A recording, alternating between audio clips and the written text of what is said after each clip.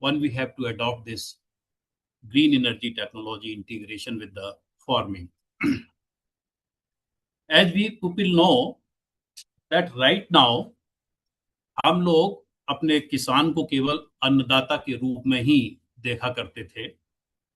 But after this revolution, because once we go to compare that what are the basic input parameters for the agriculture, in addition to the requirement of the water, in addition to the requirement of the soil, in addition to the requirement of the other things, energy is also a very essential input for the agriculture. So keeping in view this, nowadays we are all familiar well about this energy crisis scenario. Once we compare the demand as well as the production, this really is having a very wide gap. Whatever the demand we have and whatever the production we have, having these type of the resources we have right now, it is having a very wide band gap. So just to fulfill this gap, it is the right time to be shifted ourselves to the other alternatives, especially for the generation of the electrical energy or the power, which is also a very important component in our Indian agriculture. That is why we have to choose this specific topic, especially for our young participants, those who are attending this very, informative training program since last more than 20 days. You will be surprised that I am not only a speaker of this training program, I am also a participant also. We are regularly trying to, go through these type of the important informative lectures in this training schedule. Very, very informative modules are to be designed. So in that, my today's presentation importance, as I have been highlighted, that why we choose this topic, especially now the time is that our farmer will not only be the food provider, it is also a energy provider, and just there are so many major components just to transfer our farmer from this food provider to the energy provider, and that is, one is the solar power production. We have a very large uncultivated land, so our farmers are producing the electricity by installing the solar panel. This is one of the very important component just to transit from this food provider to the energy provider in our Indian farmer scenario. So for as concerned to this policy support, there is a very popular PM Kusum Yojana, the well familiar, and under this program or this government initiatives, our farmers are highly benefited by the different solar pumps, and they are selling the additional electricity to the grid for their income point of view. So this is the another component of this transition phase from this solar provider to the energy provider of a farmer. Similarly, the ethanol or the biofuels, according to our Honorable Minister of Nitin Gadkari sir, now the farmers, it basically is participating by using the ethanol as a green hydrogen production effectively, and which will be very beneficial for our independence of our country in energy sector. So these are the importance, especially to introduce this particular topic to our trainers, those who are participating in this training program. So I am coming to the next, as our recently is to be introduced about me. This is one simple slide to show that my specialization is basically the physics and electronics. I am using the basic physical principle in agriculture sector more than 30 years as a teaching and researchers. Not only the Dean of the Faculty of Technology University also assigned me to apply these principles in fisheries sector also, and I have also served as a dean fisheries of the Chandrasekhar Azad University, one of the important faculty, and also I serve as a dean dairy technology also. So this is my brief, introduction. Again, our all the youngest participants may go through it, and for further query, they may contact with us. Now you just go through this slide. That is the energy challenge, especially in Indian agriculture scenario.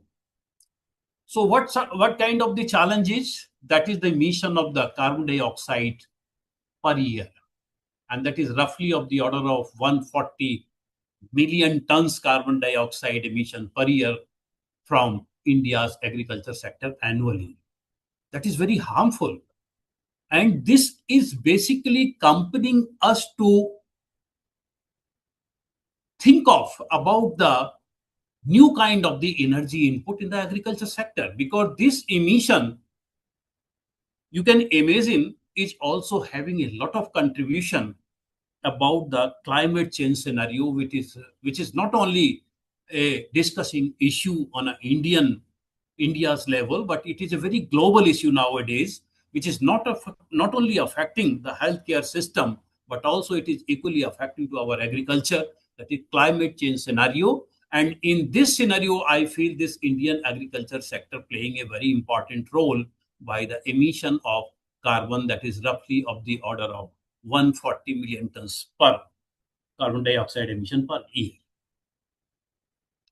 So this is the energy challenge in Indian agriculture.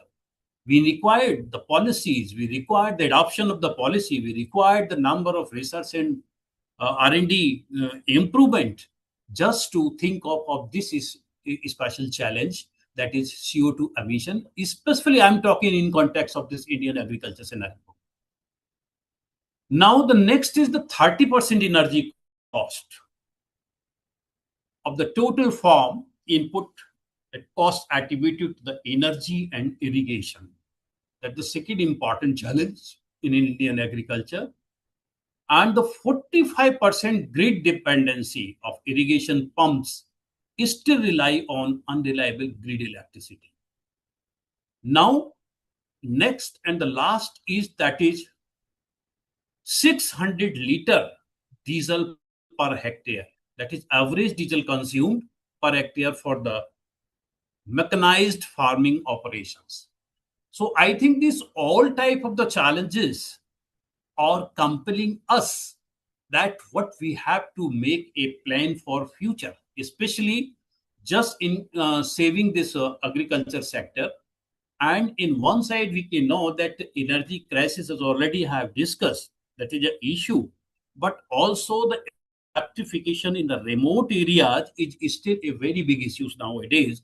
However, the government is having a lot of initiative in this regard, but only the solution I feel from this adoption of renewable energy point of view, the we should basically utilize on a major aspect of this uh,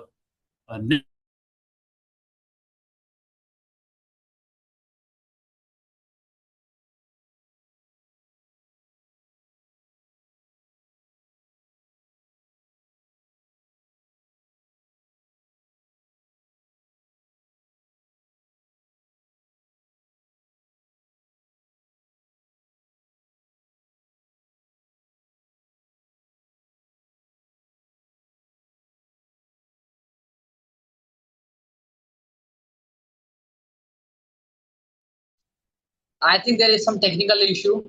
Our technical team is dealing with this. Kindly maintain the decorum of the program till now.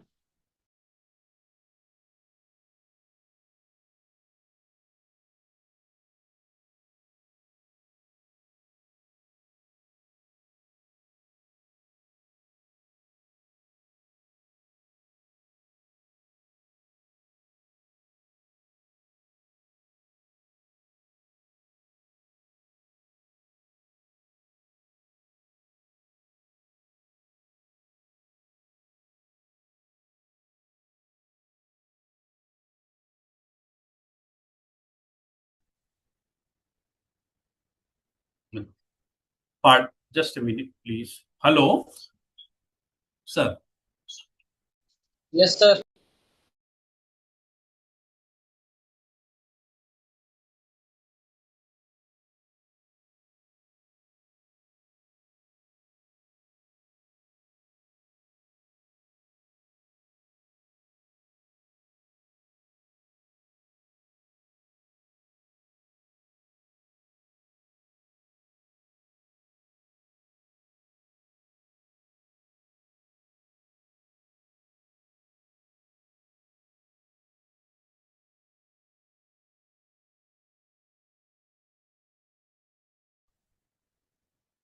Uh, am I audible now? Yes, sir. Yes. Okay, okay. Back. So now this slide is again a quite informative. That's why we people are interested in the green energy farming. So as we just show you some kind of the alarm, and this green energy will be a very supportive tool for us. And it's basically nothing but simply a kind of this integrates renewable energy technology. There are so many technologies are there. I will discuss this part also in this next slides, which is basically we are using in our directly into our agriculture operations. So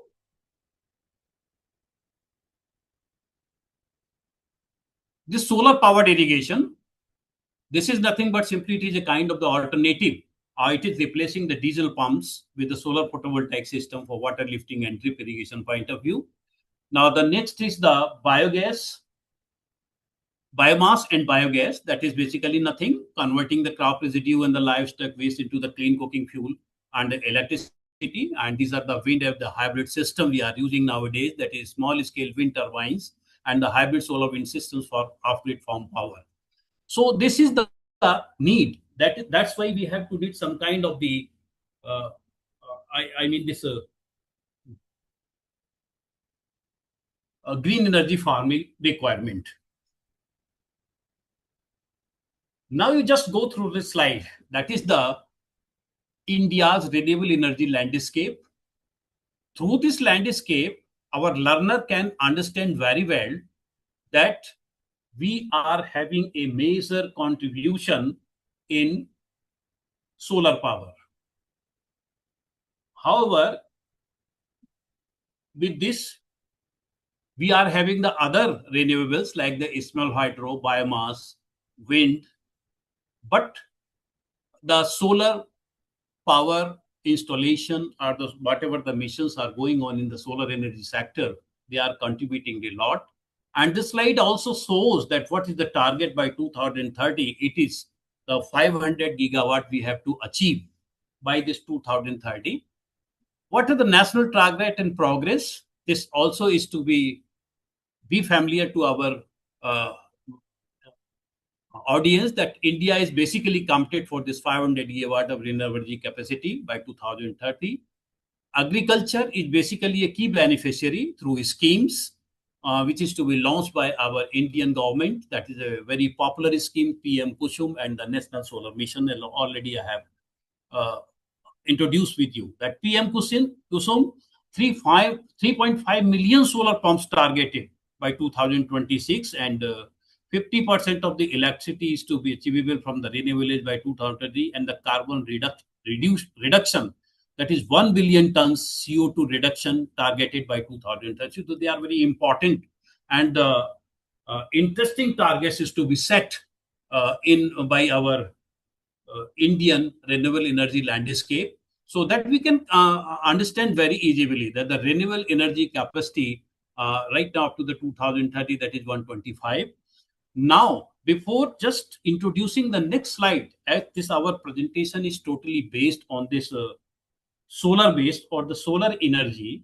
So for specifically to the audience, I would like to introduce that what solar energy is. Right.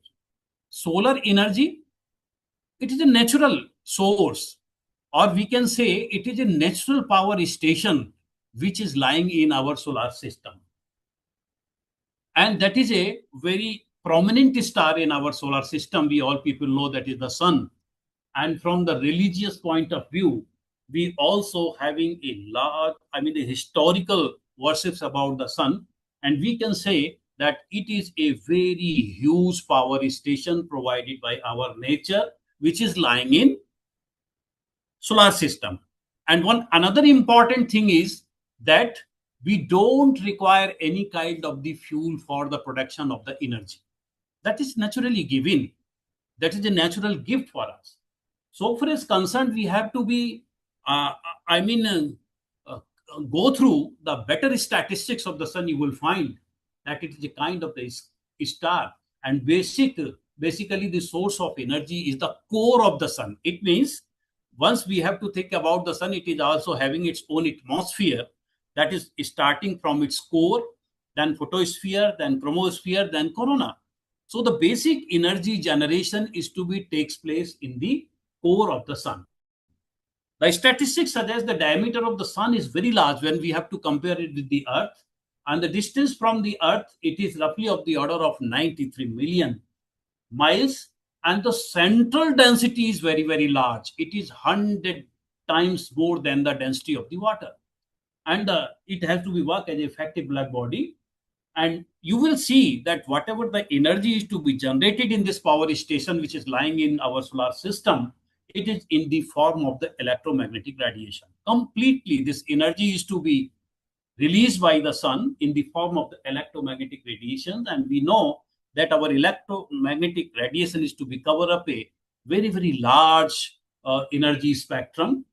And the very basic thing, that what is the basic processes are going on through which this kind of the energy is to be liberated in the core of the sun. So that is very simple to understand. I think this is the heterogeneous gathering is there. Few of them may be science students. They understand this thing, that there are very basic processes there for the generation of the energy in the core of the sun, because already I have familiar with you that the central density is very large and the interior temperature is very large. So this is basically a requirement for the nuclear synthesis in our sun. That is nuclear fusion.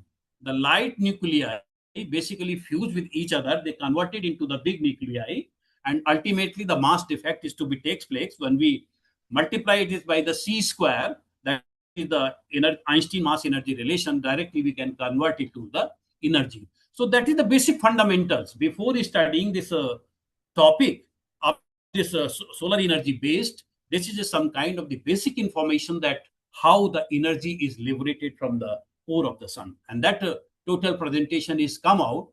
Now this slide basically shows in context of the Uttar Pradesh, that is to be considered as the heart of this agriculture, or we can say that is the agricultural heartland.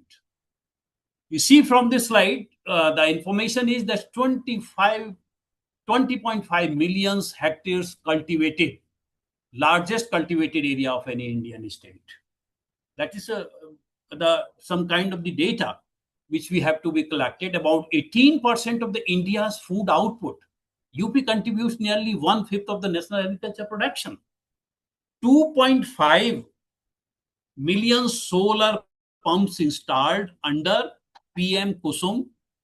That is a government scheme launched especially for the benefits of the farmers, and state schemes.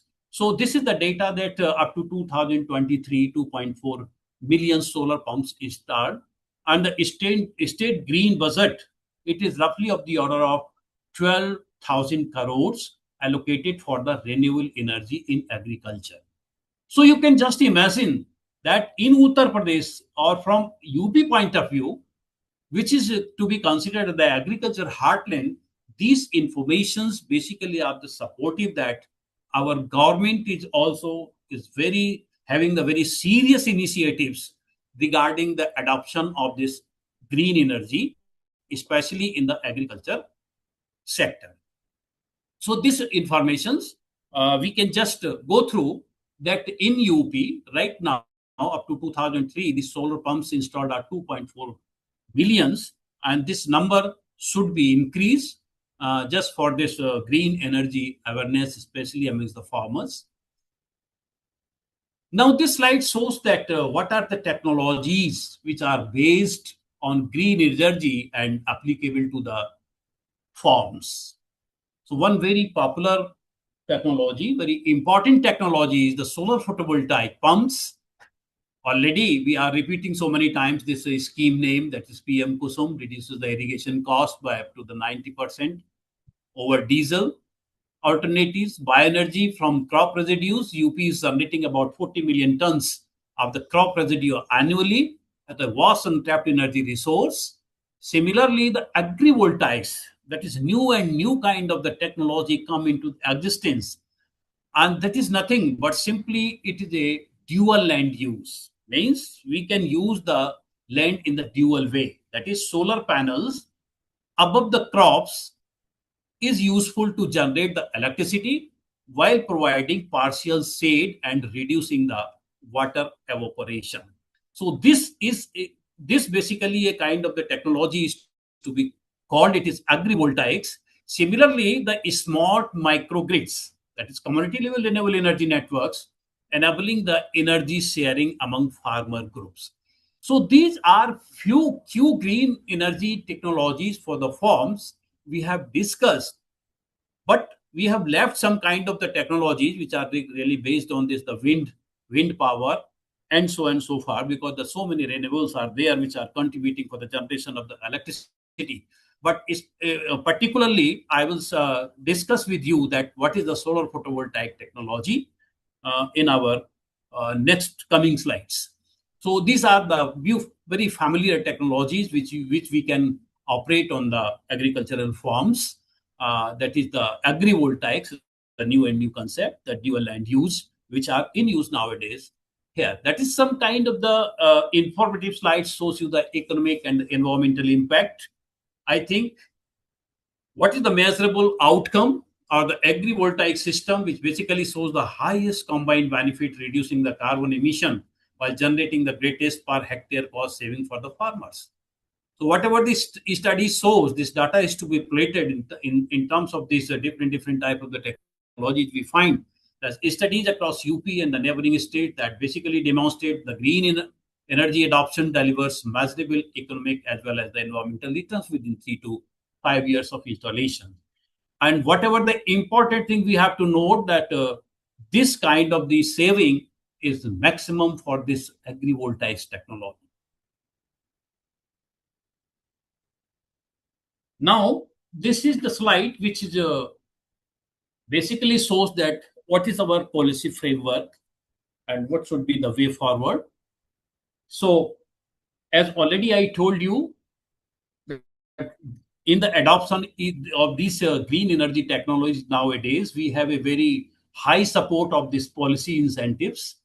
Like we having a lot of subsidies like PM Kusum and the state schemes, which are to be launched by the governments.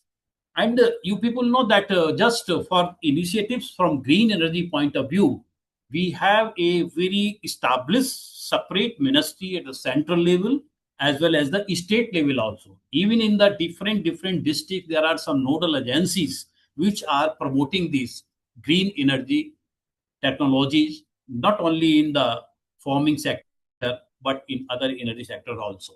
So this policy incentive is also a policy framework which is under operation, and our farmers are getting benefited a lot by adopting these type of the incentives under PM Kusum Yojana and so forth. Now that is the technology development. We have the solar pumps, biogas plants, agrivoltaics. Similarly, the farming training. This is also a policy framework, capacity building and hands-on skills, monitoring and the scale up, grid integration, and expansion. So a coordinated approach across the government, academia, and industry is required. Ultimately, to fulfill this policy framework as well, just to way forward, that is the conclusion that we have a need of a coordinated approach. This approach amongst government, academia, and industry is a very important requirement. Our university, as well as this technical campus, we people are basically playing a pivotal role in research, training, and technology transfer to rural farming community. Recently, we organized a a week training program. By utilization of the solar energy, we dried our farm produce, especially by selecting a village and on their farms. And not only the drying we have to be adopted, जैसे किसान ने जो हल्दी हल्दी पैदा किया था उसको हमने सोलर ड्रायर से सुखाया, और सुखाने के बाद एक study we have to go through, a research study we have to go, that the same quantity of the produce is to be dried by the conventional method, and they is to be dried by the renewable energy by using the solar energy. And then we go to the quality attribute analysis. We found a lot tremendous changes are there. So that type of the project is to be given to our AMTech students for the quality attributes after the post-harvest operations. So ultimately, through this slide, we would like to, communicate that the government academia industry collaboration is very interesting just for this policy framework, which we have to be suggested now. Research is needed basically to develop the region-specific green energy solution. Region-specific is a very important term. For example, suppose in this particular UP region, we have to say that we want to adopt this wind energy. I think it is not feasible, because the wind power is basically dependent on the speed of the wind. That type of the technology is highly beneficial, or the researches we have to go through in this wind energy section in the coastal area is too much benefit. So that's why the region-specific green energy solution is a must. It should be included in our research. Similarly, in education, we have to need a kind of the scale of the renewable energy solutions, and similarly the extension bridge the gap between the lab innovation and the field applications. I think that whatever the topic we are presenting here today in this training program, I not only hope, but I'm sure that our most of the extension workers from the different agriculture universities are participating in this training. You see, this extension aspect is a very important, especially to reach any kind of the technology to our final consumer, that is the farmer. So recently I requested to our Honorable Vice Chancellor that the different Krishi Vigyan Kendras are under each and every agriculture university. They have given to the task to them regarding the adoption of this green energy technology in the farms, from just to convey them that what are the important initiatives of the government, what is the important researches in this area, because our farmers are unskilled. So as a skilled people, farmer, and just to get introduced to these kind of the innovations from lab to the field application. And that is not only useful to the farmers, but it is also bridge the gap which generally we have, कि हमको अपनी researches को lab से field में उतारने के लिए जो हमारी एक्सटेंशन यूनिट है एग्रीकल्चर यूनिवर्सिटीज की, it can play a very important or the effective role. So that's why this research, education, and the extension equally, support us in this policy framework, just to achieve this, familiarize this green energy technology, especially in farming or in agriculture. Now, this slide shows that what is the solar pump revolution. As India's solar irrigation program has grown in extraordinary pace, driven by this government's initiative schemes and strong state level implementation. So the baseline adoption at the program launch solar pumps is about 2.7 lakhs. It was in 2021. And nearly it becomes doubled.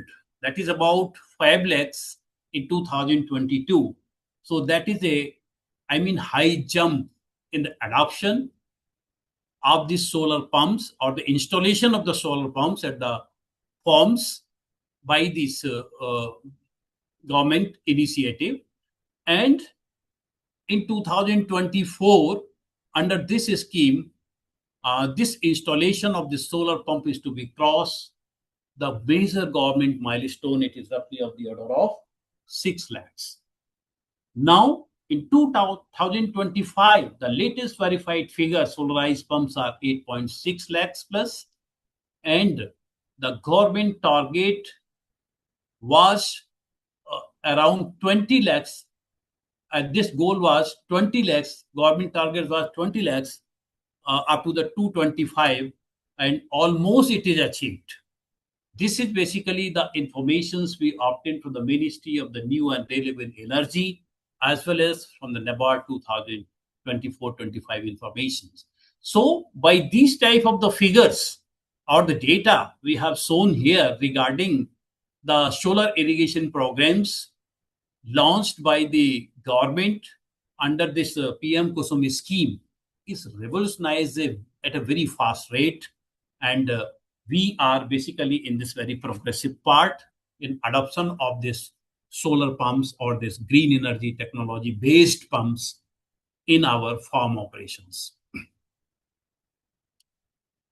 This shows the kind of gross trajectory from this 2013 to 2025.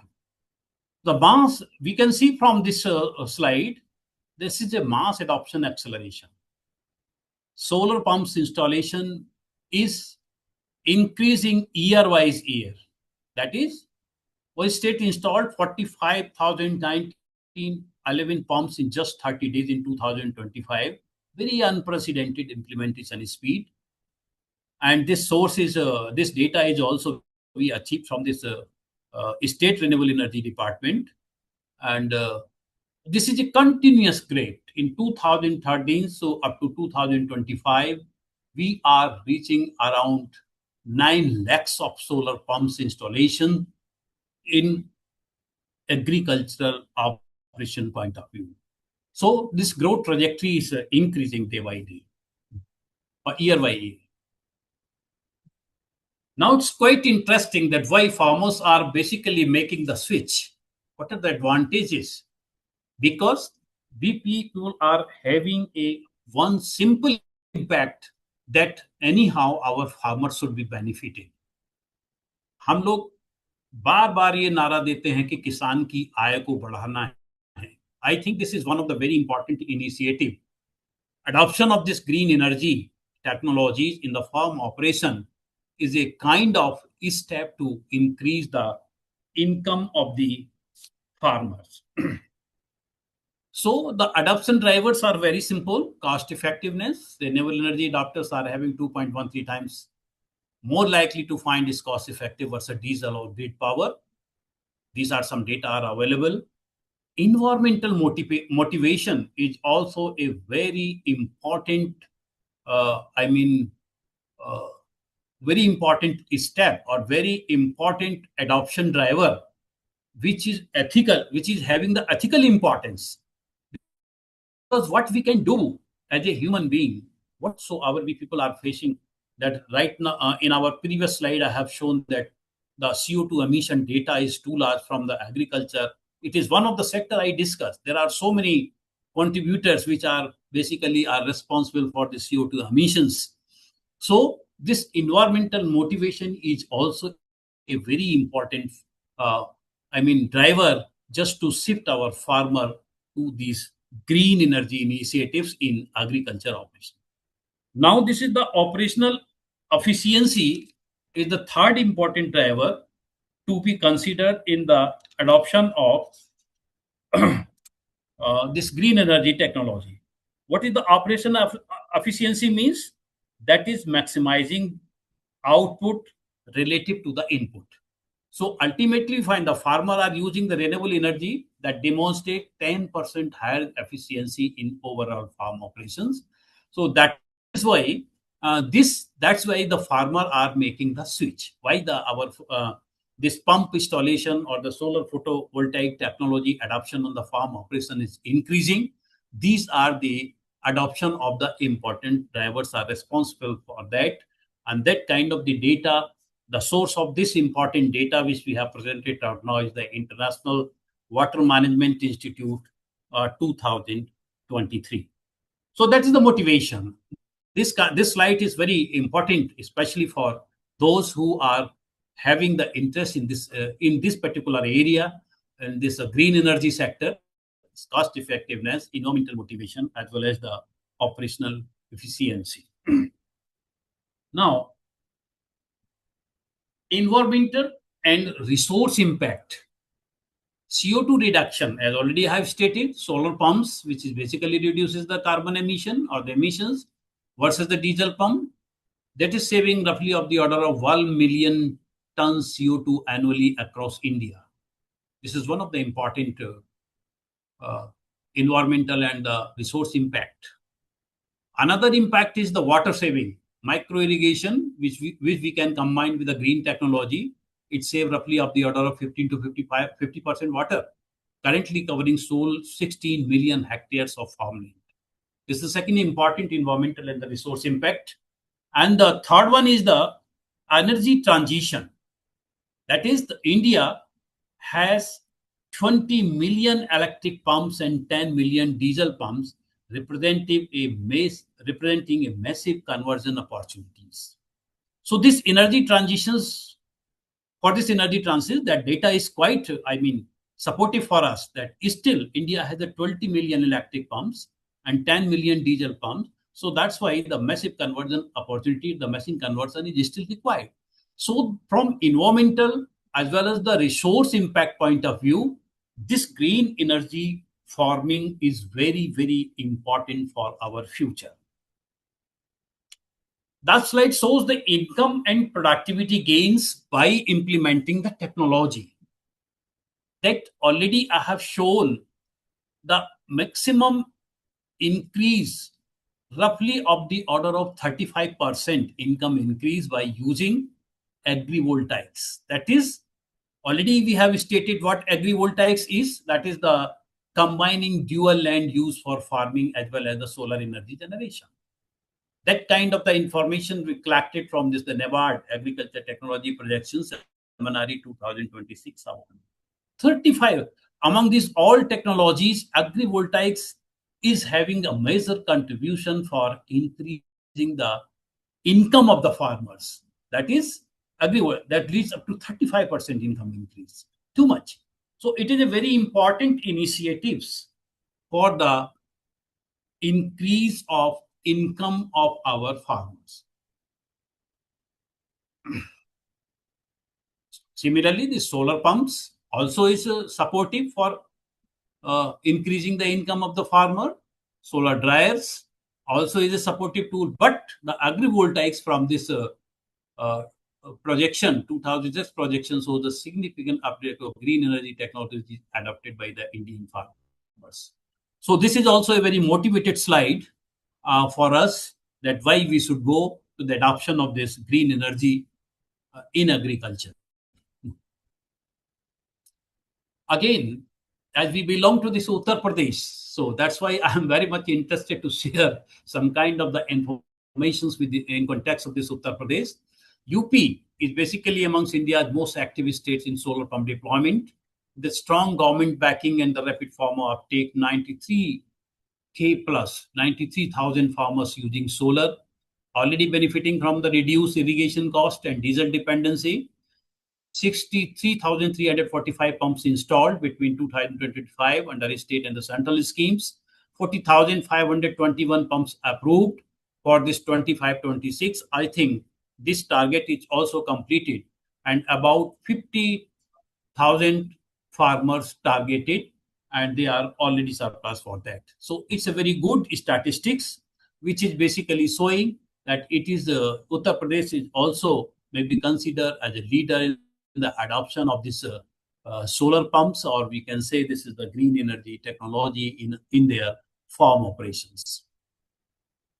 This is some kind of the slide shows you the state-wise adoption across India. Maharashtra, these are state leaders. Rajasthan, Uttar Pradesh. Regarding Uttar Pradesh, we have already discussed. Maharashtra also having the 7.47 lakh solar pumps, it is highest installed base.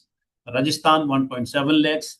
This is also a kind of information we draw from this MNRE state-wise data, and which we have to collect it from this PM Kusum dashboard in 2025.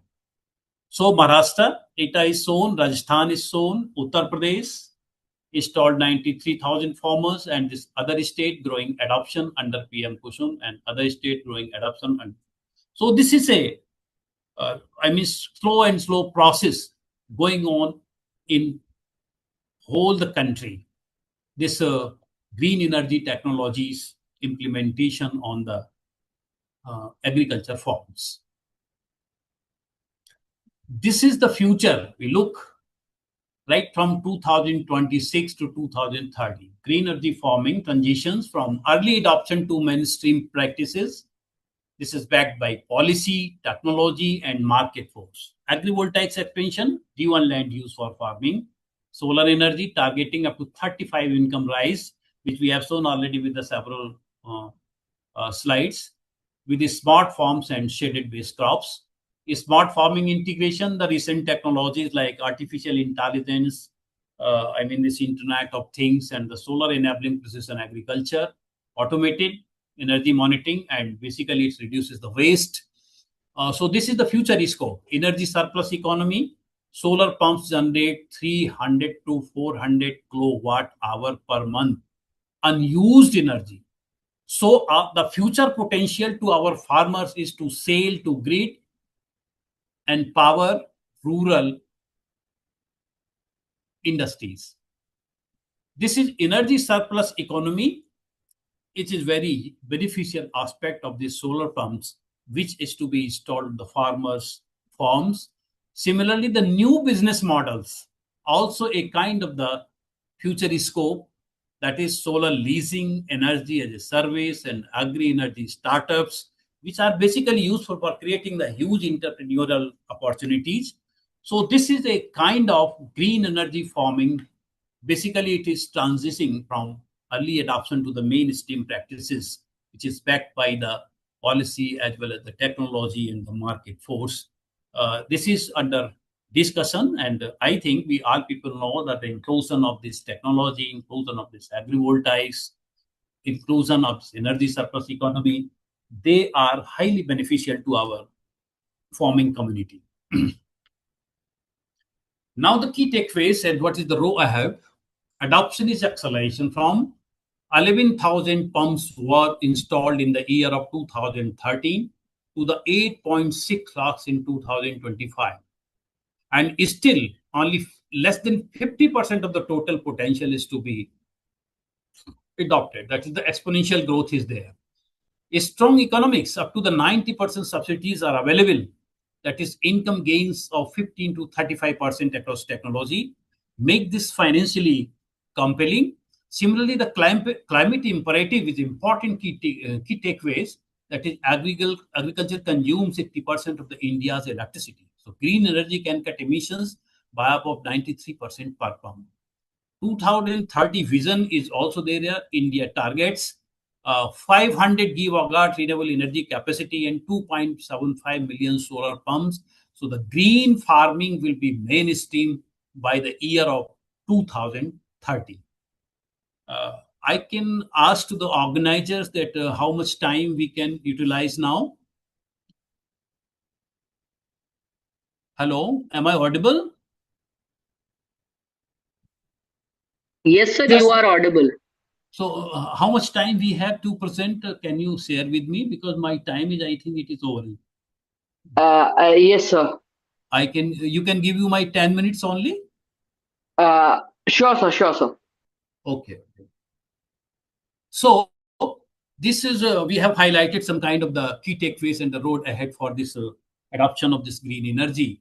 Now, in brief, I would like to summarize that we have mentioned the number of technologies in this green energy farming. So I would like to share, being a physicist, the solar photovoltaic technology is quite familiar with you, and I'm also working that how the efficiency of this photovoltaic panel can be increased by using the electronics, that is the embedded programming. So solar photovoltaic technology is nothing but simply it is directly convert to the solar energy into the electricity by using the semiconductor materials, and most common semiconductor material used are they are the silicons.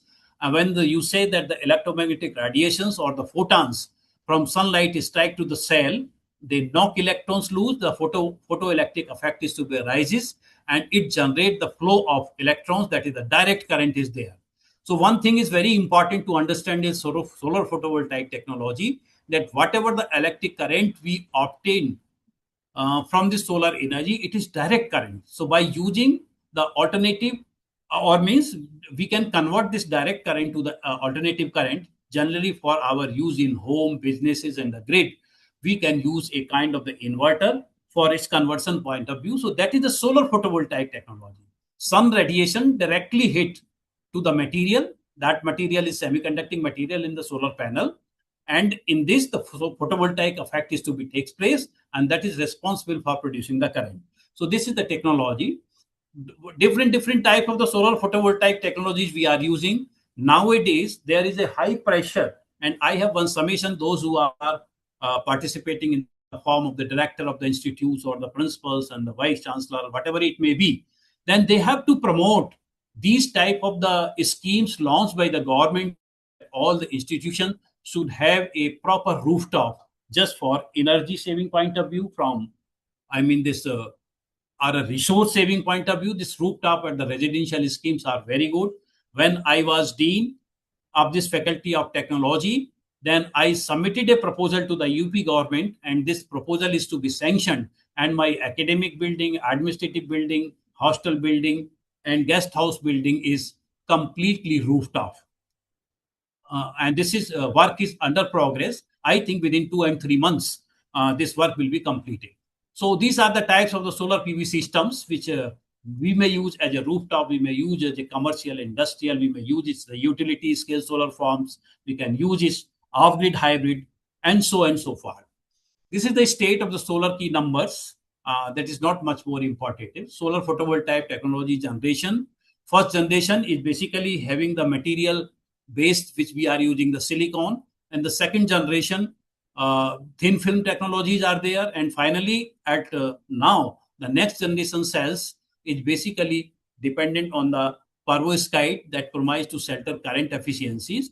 Perovskite solar cell is nothing but simply it is silicon tandem cells.